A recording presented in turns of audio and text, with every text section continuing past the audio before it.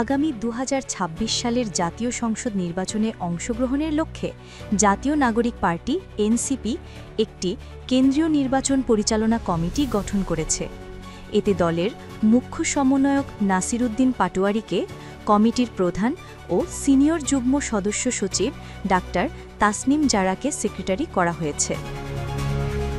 ৪ November মঙ্গলবার ভোরে এনসিপির আহ্বায়ক মোহাম্মদ নাহিদ ইসলাম ও সদস্য সচিব আক্তার হোসেন স্বাক্ষরিত এক বিজ্ঞপ্তির মাধ্যমে এ কমিটি প্রকাশ করা হয়।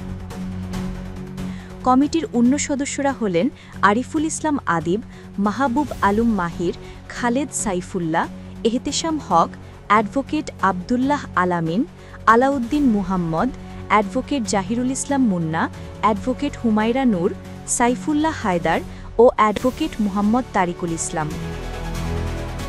বিজ্ঞপ্তিতে জানানো হয়, নির্বাচন পরিচালনা কমিটি দলটির সার্বিক প্রস্তুতি ও পরিকল্পনা, প্রার্থী বাছাই, মাঠ পর্যায়ে সমন্বয়, আইন ও প্রশাসনিক কার্যক্রম, মিডিয়া ও প্রচার কার্যক্রম তদারকির দায়িত্বে থাকবে।